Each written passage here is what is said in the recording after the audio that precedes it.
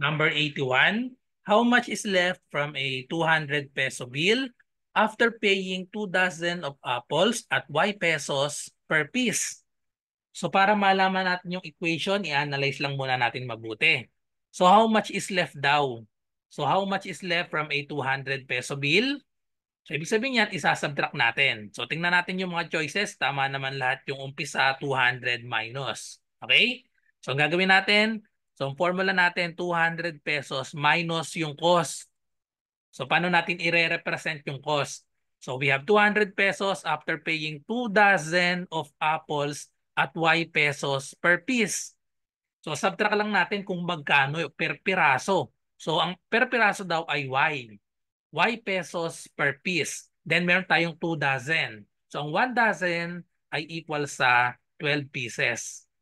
So therefore, ang total pieces natin, 2 dozen. So ang 2 dozen ay equal sa 12 times 2, we have 24 pieces.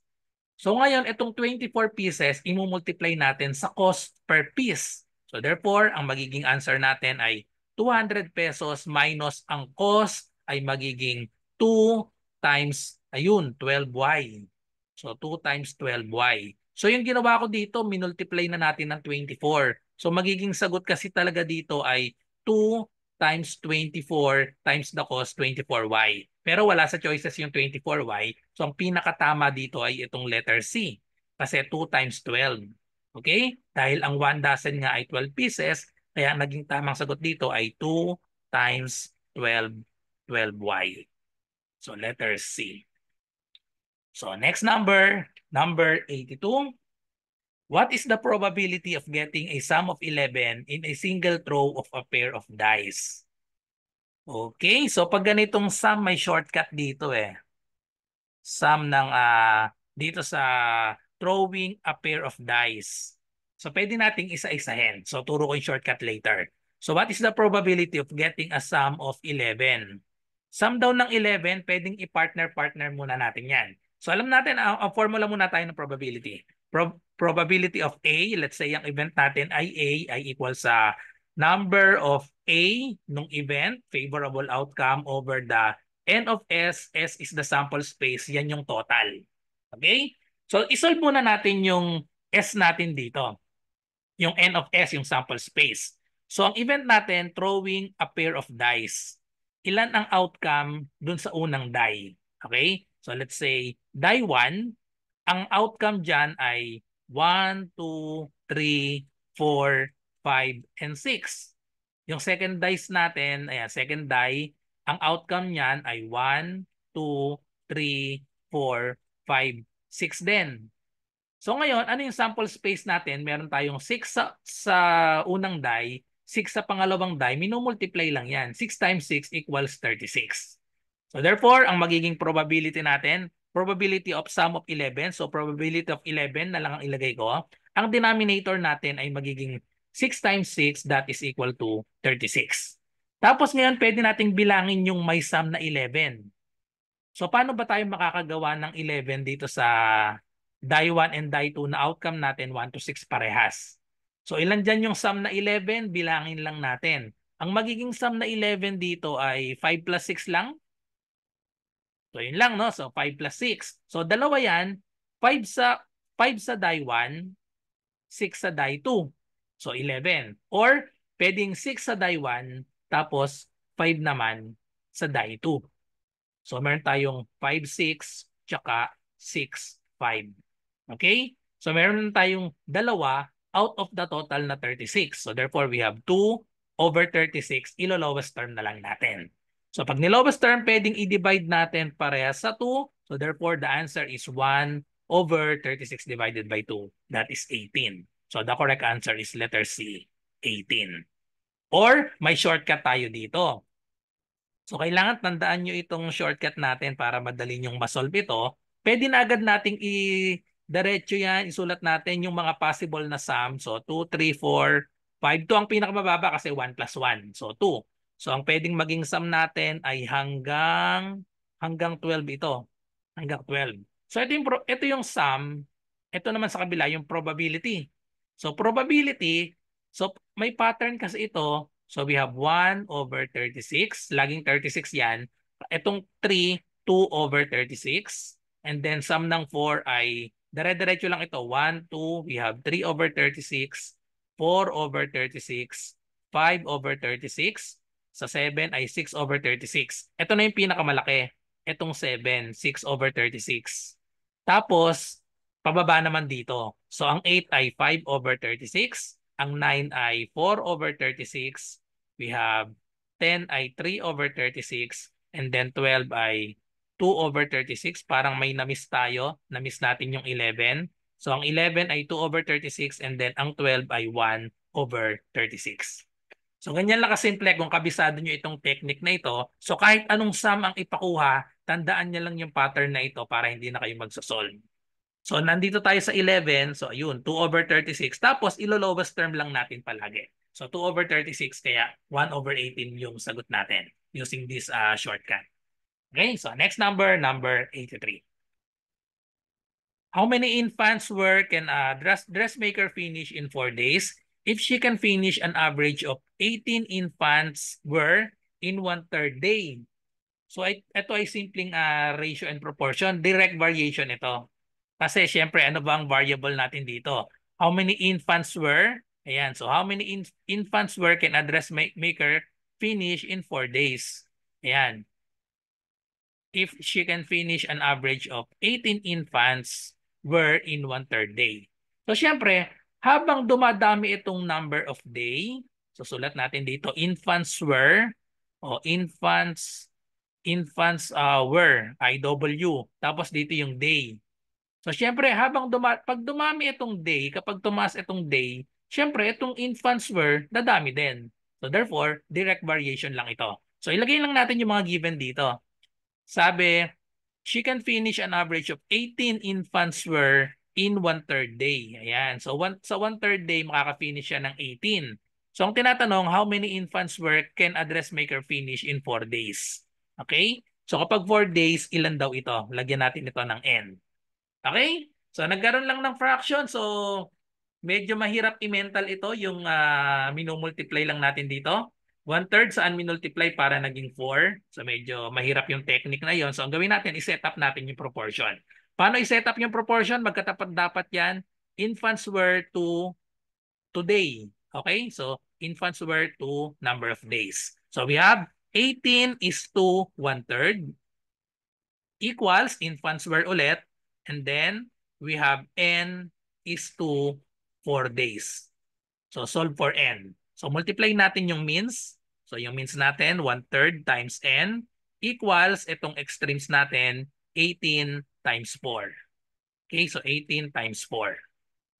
So kailangan n lang. So tanggalin natin itong 1/3 dito by multiplying both sides by 3. Multiply natin both sides by 3. So cancel na ito. So yan, ito na yung value ng n. So pwede na palang i-multiply muna itong ano, no? So kahit paano natin i-multiply, so malaki talaga yung magiging sagot. So itong 4 times 3, that is 12. So we have 18 times 12, that is equal to, so multiply natin. So 18 times 12. So we have 2 times 8, that is 16. 2 times 1 is 2 plus 1, so we have 3. And then 1 times 18, that is 18. So add lang natin, bring down 6. 3 plus 8, so that's 11. Carry 1. 1 plus 1 is 2. So therefore, the answer is letter A, 216. Okay, so next number, number 84. So number 84, medyo madali lang. Hindi na natin iisipin yung equation. May equation na ano. So what is the value of x in the equation? 8 times x minus 5, quantity x minus 5, minus 5 times quantity 2x minus 3 equals x plus 11. Okay, so pag ganito, unahin natin yung may parenthesis. I-distribute muna natin ito. 8, i-distribute natin sa x, tsaka sa negative 5. Ganon din itong negative 5. So tandaan, kasama yung negative sign pag nagde-distribute tayo dito. Negative 5 times 2x, negative 5 times negative 3. Okay? So isa-isayin natin. 8 times x, that is 8x. 8 times negative 5, so that is equal to negative 40. Kasama ang sign dito, huwag kakalimutan. Negative 5 times positive 2x, so that is equal to negative 10x.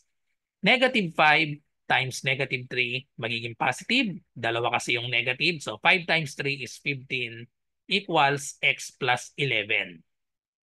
So next step, pagsamahin natin yung like terms, 8x minus 10x. Mas malaki itong negative. So therefore, ang magiging sagot natin, subtract natin. 10 minus 8, that is 2. Lagay lang yung x. Tapos ang sign dapat ay negative dahil mas malaki itong ang sign ng malaking number ay negative. And then itong negative 40 plus 15, pagsamahin din natin. Again, opposite sign tayo, negative 40, positive 15. So automatic ang magiging sign niyan ay negative. Tapos i-minus natin 40 minus 15, that is equal to 25. Just copy x plus 11. Okay, so isolve na natin. Pagsamahin natin yung x. Dito natin sa positive dalhin. Negative 2x, ilipat natin sa kabilang side. Okay? Transpose natin or pwede add 2x to both sides. Laging pag nag-add both sides, opposite dapat. So, tapat lang natin dito plus 2x. So, cancel na ito. So, meron tayong negative 25. Ayan, medyo dito ko na lang sinulat. Equals x plus 2x. So, may 1 dito na invisible. 1x plus 2x. That is equal to 3x. And then we have positive 11. So ngayon, kailangan ang matira dito sa left side ay x lang. Tanggalin natin si 11. Ilipat sa kabilang side by subtracting 11 to both sides. Minus 11 to both sides para maging 0 ito. Okay, so negative 25 minus 11, parehas negative. So ang gagawin, i-add pero negative pa rin. So 5 plus 1, that is 6. 2 plus 1, that is 3. So we have negative 36 equals 3x. Last step, kailangan x ang matira. So divide both sides by 3. So therefore, the value of x is negative 36 divided by 3. That is equal to negative 12. Okay? Negative over positive is negative. 36 divided by 3 is 12. So therefore, letter A ang tamang sagot, negative 12. Okay, so next number 85. How many liters of 70% alcohol solution must be added to 5 liters of 35% alcohol solution to have 50% solution? So ang formula dito sa mixture problem, papagdalawahan ay C1V1 plus C2V2 is equal to C3V3, where C is the concentration. Yan yung may percent. V naman yung volume. So yan yung liters. Okay? So may kadagdagang dito na formula where V3 is equal to the sum of V1 and then V2. V sub 1 and V sub 2. Okay, so i-set up lang natin ang ating table. So lagay lang natin percent tsaka liters. Okay, so sabi how many liters of 70% alcohol solution? Yun yung hinahanap natin. How many liters of 70%? So lagay natin dito sa tapat ng percent yung 70. Tapos hinahanap yung number of liters nung 70%, yan yung hinahanap natin. So pwedeng lagyan natin ng kahit anong variable na gusto nyo. Let's say X. Okay? So how many liters of 70% alcohol solution must be added to 5 liters of 35%? So 35% itong C2V2 natin. So 35. 35% tapos 5 liters daw. So 5 dito. Okay? Alcohol solution to have 50% solution. So yung dito natin, yung C3V3 ay 50. Tandaan, pag nagsiset up kayo ng table, yung combination nung pinaghalo, dapat yan yung nasa pagitan. So we have 70 and 35, nasa pagitan yung mixture natin nung pinaghalo. Hindi pwedeng yung number dito sa pangatlo, hindi pwedeng mas maliit sa 35 or mas malaki sa 70. Laging nasa pagitan dapat yan nung dalawang pinaghalo. Okay? So tapos ang B3 natin, pagsasamahin lang natin ito, x plus 5. Okay. So ngayon, iset up na natin ang ating equation gamit itong formula na ito. So C1V1, i-multiply lang yan. So we have 70x. 70 times x.